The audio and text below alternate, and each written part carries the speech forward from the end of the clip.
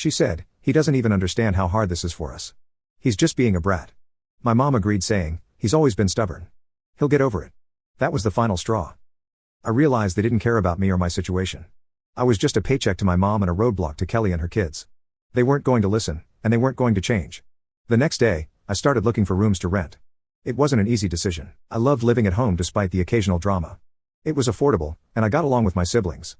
But I couldn't stay in a place where I wasn't respected. After days of feeling like a stranger in my own home, I decided enough was enough. It wasn't just about the room anymore. It was about respect. I was paying rent, contributing to bills, and trying to build a future for myself, but none of that seemed to matter to my mom or Kelly. They had decided my needs came last, and I was tired of it. One night, I sat my mom down in the living room.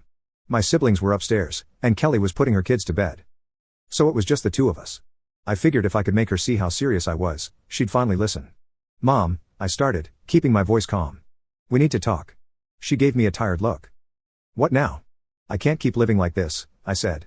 "I've been paying rent for that room, and now I can't even use it. You gave it away without asking me, and it's not fair." She sighed and leaned back on the couch. "We've been over this.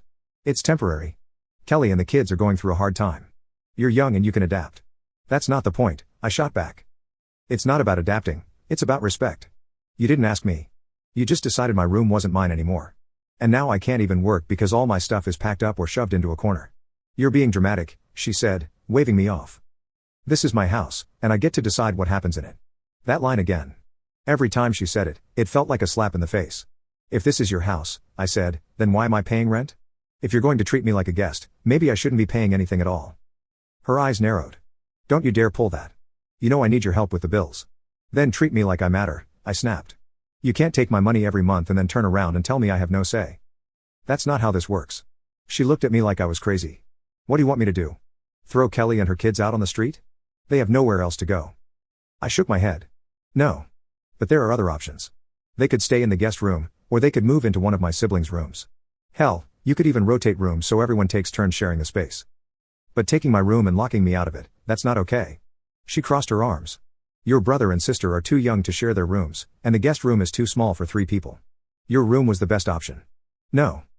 It was the easiest option," I said. "You didn't want to deal with the hassle, so you dumped it on me." At that point, I could feel my frustration boiling over. "I'll make this simple," I said, looking her straight in the eye. "Either Kelly and the kids move out of my room, or I move out of the house. Those are your options." She blinked, caught off guard. "Don't be ridiculous. Where would you even go?"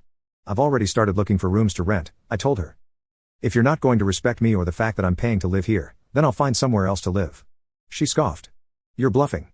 You can't afford to move out." I leaned back and crossed my arms. "Try me." The next few days were tense.